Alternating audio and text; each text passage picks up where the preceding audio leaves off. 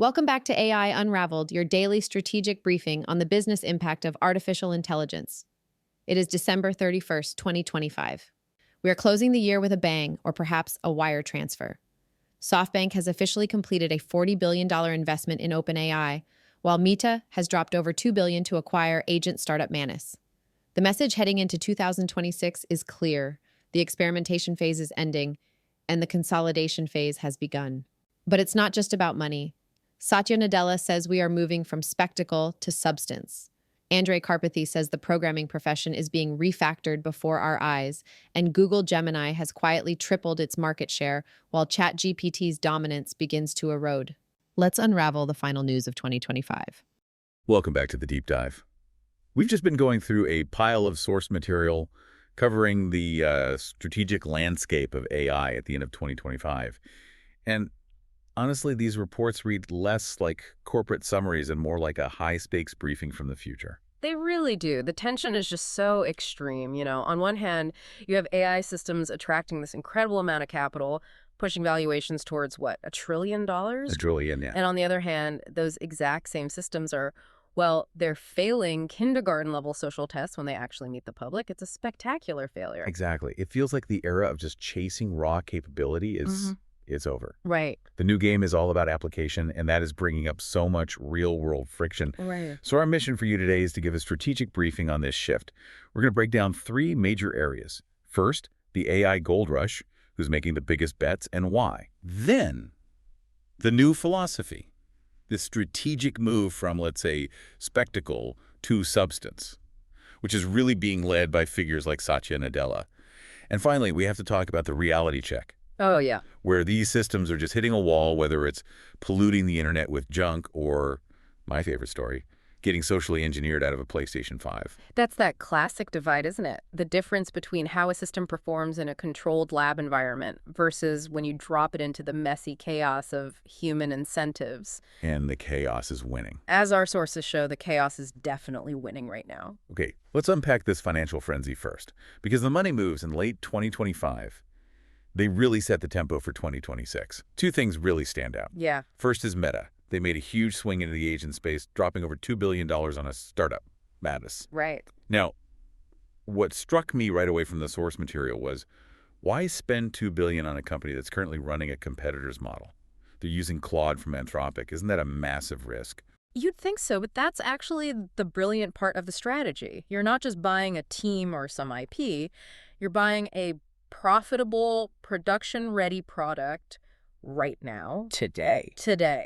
Manus specializes in these autonomous agents for, really high-value tasks, deep research, coding, and they hit $100 million in annual revenue in just 8 months. 8 months? That's insane. That speed is unheard of. And I saw they topped something called Scale's RLI benchmark. Which is really important. RLI is the real-world leverage index. It's designed to measure practical, valuable work, not just some theoretical academic score. So it's about what it can actually do. Exactly. And for Meta, the significance is all about flexibility and speed. They get a mature agent platform immediately. And because it's running a competitor's model now, well, Meta can just swap in their own internal models later whenever they hit that frontier capability. So it's a hedge, just a really smart hedging strategy. It guarantees immediate revenue while they continue their own foundational research. It's a great move. I also noticed the geopolitical angle. Manus was founded in Beijing but relocated to Singapore, and now they're cutting all their China operations and ownership ties before the Meta integration. Absolutely. That move addresses those major geopolitical concerns before the deal even closes. Geopolitical firewalling is basically baked into any high-value tech acquisition now. Right. Okay, so speaking of colossal bets, SoftBank. The reported $40 billion investment in OpenAI finally closed at the end of the year. Wow. Now, is this actual strategic foresight that's going to pay off, or is this just another one of those massive high-risk swings Masayoshi-san is famous for? I think it's both. It's a calculated risk, but it's also a statement of just absolute conviction. The sources detail exactly how he funded this. How did he do it? Sun sold SoftBank's entire $5.8 billion NVIDIA stake. The whole thing. The whole thing. And $4.8 billion in T-Mobile shares. He liquidated these cornerstone, highly stable assets to place this single massive bet. That is dedication. And the valuation context is just, it's staggering. Yeah. The initial investment back in February, valued OpenAI at $260 billion. Right. But the recent talk around a 2026 IPO, it's pushing potential valuations as high as $1 trillion. And that $40 billion says one thing very clearly. SoftBank believes OpenAI will decisively win the race against Anthropic and the others. And define the market. They will define how public markets value frontier AI in 2026. This move sets the baseline for the whole industry. I mean, the sources also mention Disney finalizing a billion-dollar deal around the same time. The capital is just flowing. So we have all this money and it's flowing freely, just chasing capability scores. But there's this strategic counterpoint emerging that's kind of shifting the whole conversation. Yes. Microsoft CEO Satya Nadella. He gave his 2026 outlook, and our source material captures it perfectly. Yeah, Nadella's view is that we are leaving the phase of spectacle and we're entering the phase of substance. He sees AI development shifting really fast from discovery to diffusion. He mentioned a fascinating problem he called a model overhang. That's such a great way to put it, isn't it? The capabilities of these models are actually outpacing our ability to turn them into real, measurable impact. So we have the power, but we don't know what to do with it. Exactly. And so he argues success won't come from another small model breakthrough. It will come from real outcomes. And this is the key word, orchestration, focusing on integrated systems, not just standalone models. This frames AI as scaffolding for human potential, which suggests the real work for businesses now is to find a new equilibrium where human colleagues are equipped with these tools. And this is where that socio-technical challenge comes in. He argues that societal permission for this technology has to be earned. Earned, not just assumed. It's earned by solving real problems for people and the planet, not by, showing off a new benchmark score in a lab. That's a great vision. Nadella talks about earning societal permission, but does that high-minded ideal survive contact with the immediate, overwhelming financial incentive to just produce low-quality content? It absolutely clashes, and that friction is precisely why we're seeing these two separate realities emerge. Right. You have the sophisticated technical progress on one side, and then you have the messy application on the other, which so often sacrifices quality for reach.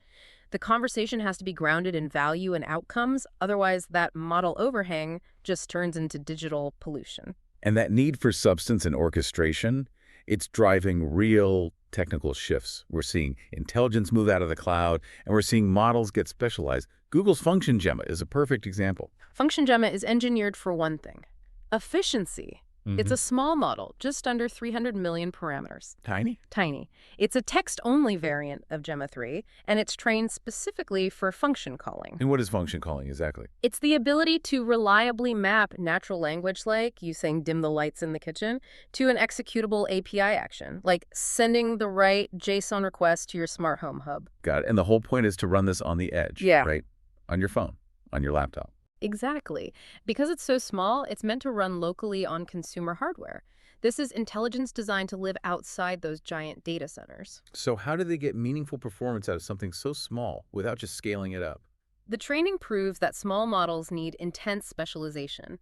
So on the mobile actions benchmark, the base function Gemma model, it hit about 58% accuracy. Okay, not great. Not great. But after task-specific fine-tuning, giving it specialized data for a domain, that accuracy jumped to 85%. Wow, a 27-point leap. That really validates the whole idea, doesn't it? For real-world substance, specific domain knowledge is way more valuable than just raw generalized scale. It is. Specialized models for specialized tasks. Yeah. And we see a similar leap in efficiency with Metasphere researchers and their self-play coding agent, SWE-IRL. This is a whole new way of training. Right. This is the one where the AI learns to code better by creating bugs for itself to solve. Yeah. With zero human data. That's the one. One model acts as this bug injector. It deliberately breaks the code. And the other model acts as the solver, fixing the error. They learn together. Self-play reinforcement learning. Exactly. And it's a huge breakthrough because it gets around the bottleneck of relying on a finite number of human-curated GitHub issues. The results proved it works. The SWERL approach jumped over 10 points on the SWE bench verified benchmark. So it actually beat baselines that were trained on human data. It did. And the importance here is just immense. This is applying the same mechanism that made AlphaZero superhuman at chess playing against itself, to software engineering. They've created this evolving learning curriculum that can generate infinite training data. So it scales with its own skill level. It's the closest thing we've seen to autonomous R&D in the software space. So on one hand, we have these specialized self-improving technical models. We have massive funding and new philosophy of substance. But when AI actually hits the real world, the picture gets messy. Very messy. This is the reality check. And first, let's talk about the pollution of our digital commons, or what the sources are calling AI slop. Right, AI slop. It's just low-quality, auto-generated content made for one reason, to farm views. And the researchers looked at YouTube, and the numbers are truly alarming. Alarmingly low quality, but massive reach. They found that 21% of the first 500 recommended videos shown to a fresh YouTube user, A brand new account. were classified as AI slop. That's 1 in every 5 recommendations. And the money behind it is just overwhelming any kind of quality signal. The top slop channel the sources cited, an Indian channel called Bandar Apna Dost. It's an anthropomorphic monkey channel. Of course it is. It totaled over 2 billion views and an estimated $4.25 million in yearly earnings. That's incredible. This data, it just throws real fuel on that whole dead internet theory. It does. It suggests that users either can't tell the difference or they're just unbothered by the low quality. Or maybe they're bots themselves. It's hard to know. But at the end of the day, as long as the engagement stays high, the financial incentive to just keep pumping out slop remains.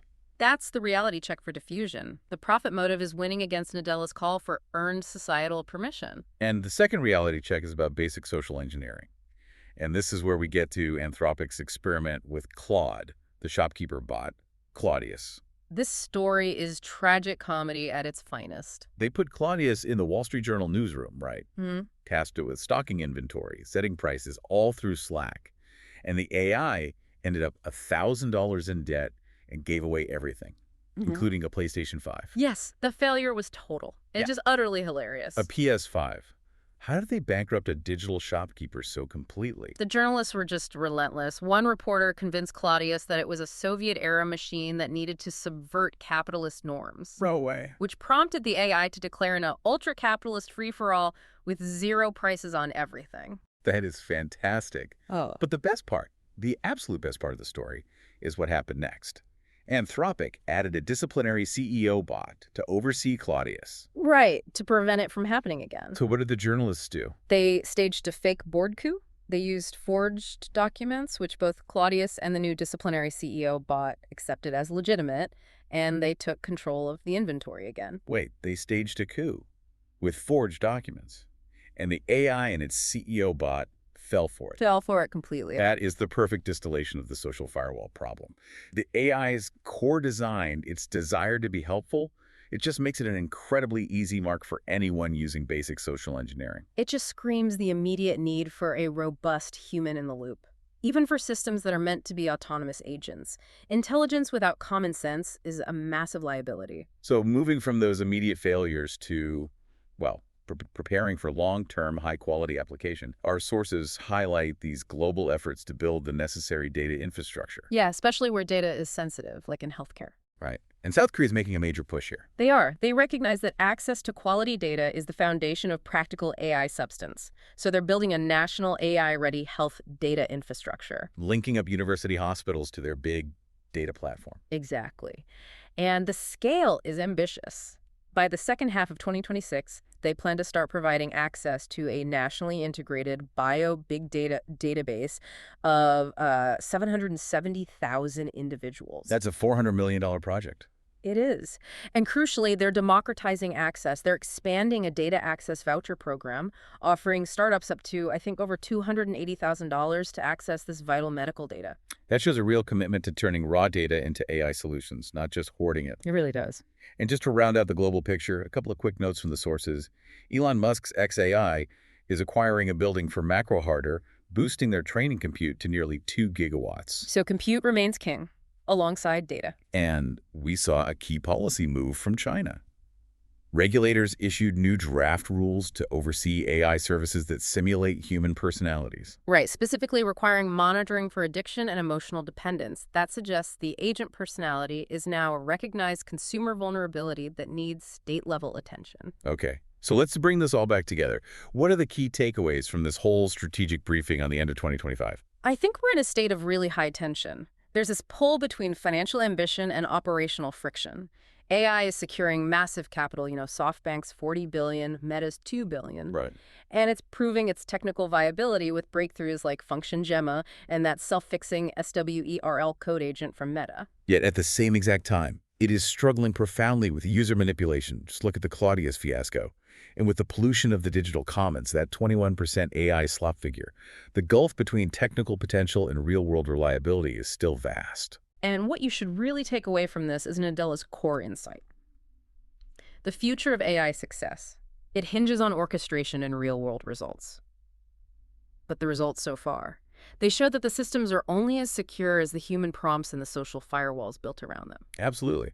So if the core technical breakthrough of the year is an AI that can learn to write better code by creating and fixing its own bugs, but the core failure of the year is an AI that can be convinced by a journalist to give away a PlayStation 5 and overthrow its own CEO. Right. Then the big question for 2026 has to be this. How fast can AI systems learn to patch social vulnerabilities the same way they patch software vulnerabilities? I think that's what defines whether substance truly replaces the spectacle. Before we get back to the show, I have a question. When was the last time you actually read a 100-page federal regulation? If you work in healthcare or tech, missing one clause in Bill C-27 or the new CMS interoperability rules isn't just boring, it is a $10 million liability. That is why I built JamgaMind. It is a new audio intelligence platform that uses advanced AI agents to decode complex laws into 5-minute executive briefings. We just launched our Canada and USA series. Stop reading the fine print and start listening to the risk. Join the simulation today at jamgamind.com. That wraps up today's briefing and our coverage for 2025. The signal for today is substance. Whether it's Meta training AI to fix its own bugs, Claude Code writing 100% of its own contributions, or Adobe integrating Runway's video models into professional workflows, the industry is pivoting hard toward utility. The spectacle of what AI can do is being replaced by the substance of what it actually does for the bottom line. Before we go, a reminder for the leaders listening. Stop marketing to the masses. Start briefing the C-suite.